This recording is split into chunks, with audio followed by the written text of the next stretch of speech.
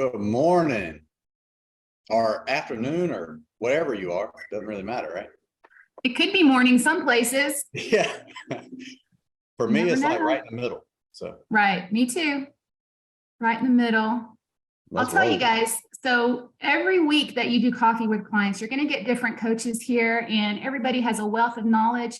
But you know, sometimes it's not a competition, but it is. But Craig and I may be the best coaches that you get on here. So I'm just going to let you know that ahead of time. And, you know, it's not a competition, but just put in the chat if you like prefer us, and you know, we will try to make a comeback appearance sometime in the process. I'm just saying. Right. So I guess we'll go ahead and officially open up and just welcome everybody to Coffee with Clients. Today, the topic that we are talking about are creating optimal surroundings, creating healthy surroundings involving people, places, and things. Okay, so if any of you struggled yesterday, maybe the topics that we touch on today, it will put tools in your tool belt to help you face those situations a little bit differently in 4 weeks when we get hit with Christmas, right? Like this is the season. I call it the season of excuses. So let's talk first. We're going to talk about optimal surroundings. This is just simply element 2, where we're kind of doing an overview, right? We're going to go more into healthy relationships in element 5. We're going to go more into creating a leptogenic environment, which is contributing to a healthy environment in element 7. We're going to go deeper in these things. But just to recap, in this element, we're talking about the 6 macro health habits, right? Of healthy weight management, healthy eating and hydration, healthy motion, healthy sleep, healthy mind, which is very important, and today, healthy surroundings. Okay, so I just want to start it by reading just something very simple in your life book. It says, the people, places, and things you surround yourself with can enhance or diminish. In other words, it can completely support or completely sabotage the success of your other healthy habits. So he's going to show us, Dr. A in the life book, how to build a health bubble that will help take control of your personal environment and create conditions that support long-term health. So our first topic is healthy people. Okay, so what I want to encourage you right now, sometimes we feel powerless because maybe of past experience or past failures. But I want to remind you that you are the dominant force in your life. You have the control, you have the power, and you do have the authority to take control over the things that you've been given control of. So you have control of who you let into your circle. You have control of the things you let into your house. And you have control over the places you go, the things you do. Okay, you have that control. So in this today, we just want to empower you. That means give you back that power. Open your eyes to the fact that you do have the power to change these areas. And if you can change these areas, suddenly it changes everything. Okay, so let's talk about the people that we encounter. There's different spheres, right? You've got the people that you live with. Can't really change that. Sorry. Just is what it is. Sometimes we wish we could, but we sometimes can't, right? So there are something that Dr. A really goes into a lot of detail, and he talks in great detail about people, places, and things. And that's in your Habits of Health book, not your life book, your Habits of Health book, section 1.7. Okay. And so what he talks about is that though we can't always control the people that are in our sphere, there are times that we can. We can create boundaries, right? But we can control our emotional reaction to them, and we can begin to take ownership. So this whole journey is about you taking ownership, that we no longer fall into what we call the drama triangle, where we are a victim, and that we exert blame, right? But suddenly we're in the empowerment triangle, where we take personal responsibility. And that is the biggest tool in your tool belt that you will see as you go through this journey, is that you have personal responsibility. You can take personal responsibility for who you allow into your circle. So just very quickly, what Dr. A talks about in element 4 is, and I'm just taking this piece over so you can use this as a tool, that you are creating your new story, right? You are. And if you focus on what you're going to create and not on what you want to lose, you will move towards that thing you want to create. And what you want to create is an environment where you only have people with positive mental attitudes in your sphere. That if people come at you with the negative, that you're able to say, no, I am not going to let that in. I'm not going to partner with that. I'm not going to walk with that. I am going to focus on my future self, the person that you are going to become hell or high water, right? That's who you want. That not only are you going to create your new story, but you're going to help others along the way. You're going to pull them up as you go instead of beating them down, and that you're open and you're curious to learn. Those are the type of people you want in your sphere. Anybody who says you can't, you won't, you're going to fail, they have to be outside of that circle, because that long-term will not contribute to your success. And so, there's different areas of people in your life, right? There's you yourself. You are a person, right? So you are in control of the thoughts that come into your mind and the words that you speak out of your mind, out of your mouth. All right. So you have power to change that and power to create that. You have power over your community. The fact that you're on this Zoom right now is a big deal. You are choosing a community of like-minded individuals. And we know from studies that when you surround yourself in a community of like-minded individuals with the same type of goals, you are way more times likely to achieve your goals. And then you guys have a coach, you have someone that you can lean into and glean information, glean encouragement, glean everything you need from. Okay, so that's just a little bit about just teaching on the principle of people, that you do have control, that you can set boundaries, say, hey, look, I can't go there anymore. I can't allow that type of conversation anymore. I can't allow individuals in my life who bring negativity. And just a quick example. Okay, so let's say you have two people. One person just wants to quit smoking, but one person wants to become a non-smoker. Okay, those two individuals are going to make totally different decisions. The person who just wants to quit smoking, they're just trying to lose a bad habit. Meanwhile, the person who wants to become a non-smoker suddenly isn't going to go around other people who smoke, suddenly isn't going to go into that gas station where he always would buy his cigarettes. Suddenly he's going to make different decisions because he's no longer that person that smokes. While a non-smoker may still go around those places, and ultimately he's more likely to fail because he's just trying to lose one bad habit instead of creating a different environment. Does that make sense? So what I'm going to do now is I'm going to punt it to Craig. Craig's going to give you some examples, and he's going to give you some action steps in this area. All right, here we go. So we're going to get a little bit interactive with y'all because I think it's boring whenever you just sit here and listen to me because that can get boring pretty quick. So what I'm going to do is I'm going to ask y'all, have you ever had that time where you're with family, friends, or whatever, and somebody says, oh, I guess you can't eat that because I see you're losing weight. Oh, is that something that you can have? How are you losing weight? They're asking all these questions and they're assuming that you're on a diet, correct? Am I pretty close to that? Okay, everybody's talking about yes. Okay, great. All right, so as you can tell from my hat, and if you can see my room right now, I'm a hunter. And so I'm going to tell you an example that happened to me. That happened to me a pretty good bit when I was doing this, was a hunting camp.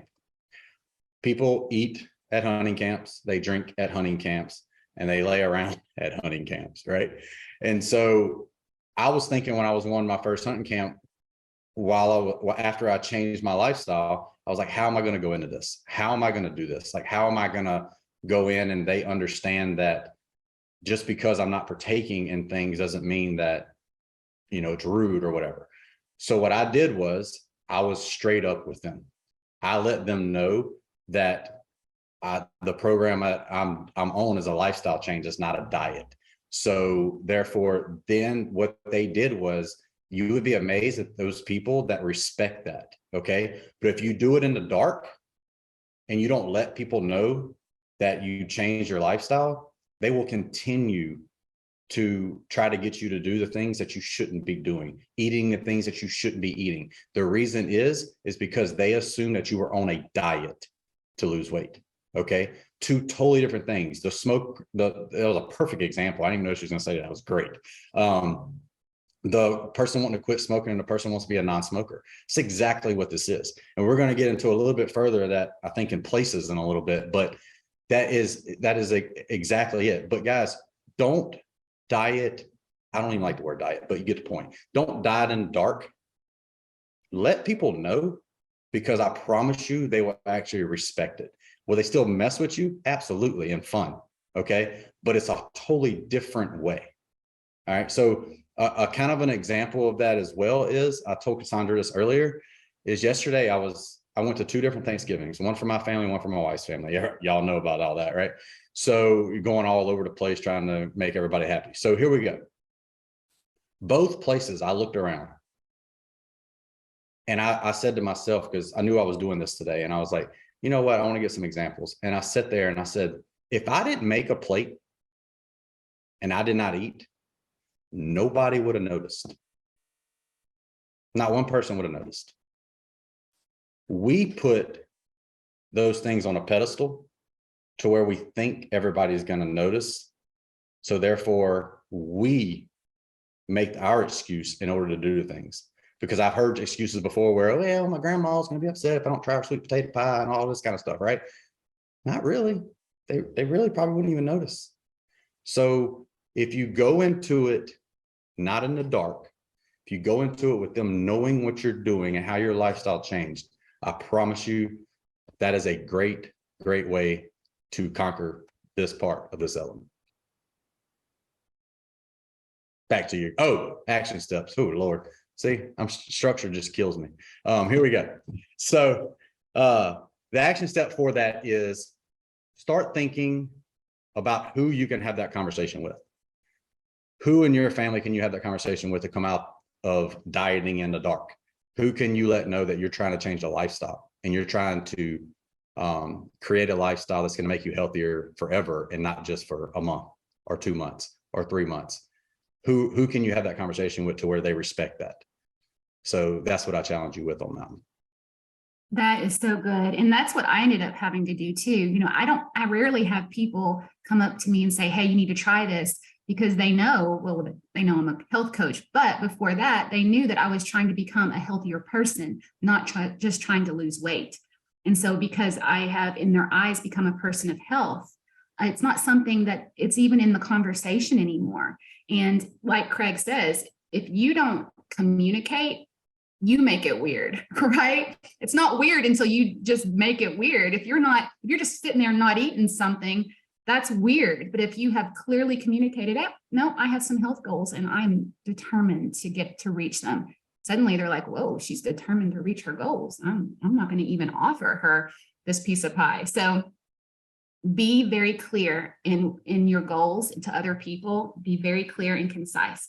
Okay, so that was people. The next little area is place. Okay, so now this is the thing. We have the power to create healthy places in our lives. And so what is the primary and first place in our life?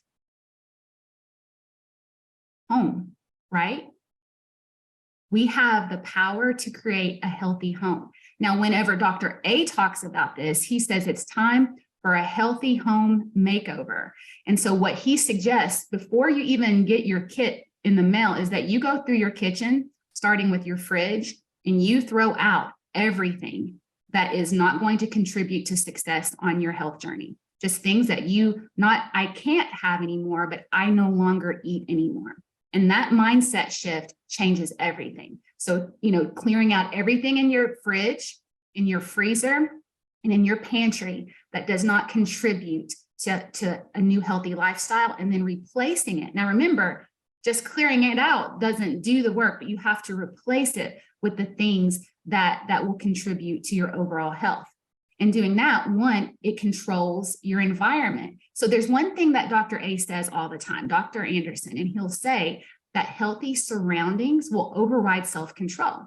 So in other words, if you are a smoker and you don't have any cigarettes in the house, suddenly you don't have to have self-control to resist smoking that cigarette because it's not there, right?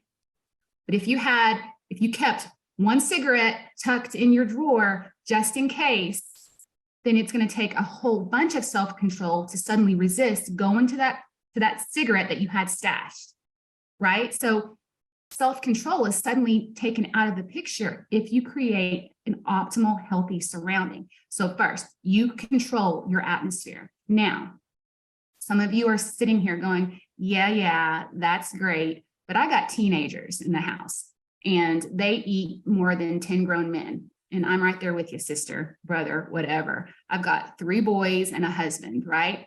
Well, one, they did go to my mom and tell her my mom doesn't feed us because suddenly I didn't have garbage in the pantries anymore. I had to reassure her, I have lots of food in my house. We just have to cook it. Okay. So look, you're going to have to deal with that. But secondly, I realized I was not doing anybody any favors by creating a healthy environment for myself, but still allowing my family to eat garbage that was leading them to death and disease. That was a hard realization because I was on plan about a year before I realized, oh, I bought healthy food for myself, but I was still buying junk that is killing my family. When I had that moment of realization, I realized I have to create an entire optimal health surrounding. So you have to deal with your innermost circle, which is your home. Secondly, going to the supermarket. That is another place. First of all, don't go hungry. What are you doing? That's crazy.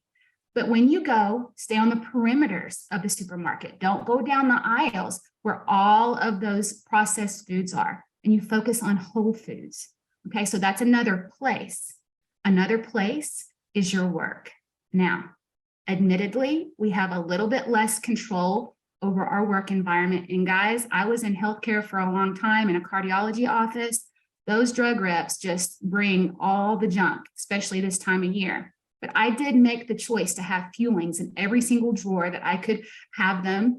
And I also didn't go to the break room. I chose not to go to the break room because that's where the cookies and donuts and all the unhealthy foods were. So I had to make a choice that I would create a smaller environment in my little office and not go out. It's a choice, and you have the power and you can make the healthy choice, I promise you. And then your areas of play, because this is what Dr. A says. So we want to look at the places you live, work, and play, and make sure we modify those spaces to support your daily choices and make it easier to avoid triggered temptations. So in other words, if we can control our environment, then we're less likely to have triggered temptations. Okay, so the last place is where we play. Now, this is the harder one, right? Because we are in control. Let's say we're in control at work, we're in control at home, in our daily life, but then we start going out with the people that we used to go out with, doing the things. Hey, look, even church people can be triggers. Who would go out to eat at Chinese or Mexican every day after church, right? Right? And it's not a church day. You haven't gone to church unless you went to Mexican buffet or a Chinese buffet afterwards, right? Okay, yeah, that is as unhealthy as going on Friday nights with a bunch of friends going drinking all the alcohol, right? Maybe, I don't know. I just made a bold statement. Who knows if it's accurate? But you guys, those places you do have control of. And what he says is that you cannot expect yourself to get into an unhealthy restaurant environment and then make those healthy choices. You're like 80 to 90% unlikely to make the right choice. So what you do choose is the place you go to. Just like we said earlier, a smoker, someone who's trying to quit smoking is just going to try to quit the habit without changing his environment and the places he goes. A non-smoker suddenly is not going to go to a bar because everybody's smoking while they're drinking. He's suddenly not going to go to all the places he went before where smoking was a part of that playtime ritual.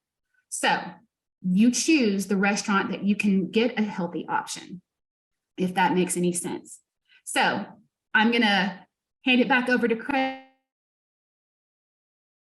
Oh, she went on mute, but I think went on mute. Yeah. So you just take it, Craig. All right. So guys, listen, this is one that is pretty a good example of mine. And because I dealt with this like so hard was places. So I grew up in an Italian family. So the reason that, let's be honest, the reason I needed Optavia is because I ate a lot of pasta and breads. And so whenever I started on my weight loss journey on the 5 and 1, the entire time I was on that, I stayed away from an Italian restaurant or any kind of restaurant with pasta. I stayed away from Sundays at my grandma's. I waited till everybody got done eating, then went, you know, because I knew that the temptation of that was too strong for me at the time. And so through my weight loss journey, I stayed away from that and habits began to form. And because I stayed away from those temptations because I had a goal and I wanted to get there and it wasn't going to have anything stop me. So I stayed away from those places. The reason that's important for me to tell y'all is because now I can go to those restaurants and I don't even turn to the pasta section. I don't even want pasta. I don't eat bread. I don't even want bread because the habits that I learned throughout that time create it to where it's not an issue anymore. And so that's what the thing for the action step for you for that is pretty simple. What places can you cut out to where later on when you go, it's not an issue because of the habits that you're going to learn by letting those go for a short period of time in your life. Because I promise you, by letting go of them for a little while, those habits will form whether you know it or not. Okay. My wife picks on me all the time, or used to anyway. When we go to a restaurant, first thing I went to was pastas. I really, if I've eaten pasta 3 times since March 2020, that was a lot. Just being real. That's when I went on my weight loss journey. So understand that those things can happen, but you have to put them aside for a season of your life. And so I challenge you with figuring out what are those places? What are those trigger points? Where is it that you go that puts you back off track? Where is it that you go that puts you back of trying to make those habits obtainable again? Because every time that you give in, yeah, fat burn, yeah. Besides that, what it does is it tricks your mind into knowing that, okay, he gave in. So he'll give in again and he'll give in again. But as long as you're not giving in throughout those times, then your mind will say, hell, he's not going to give in. I ain't worried about it. It's gone. It's done. It's not a thing anymore. So I challenge you with that.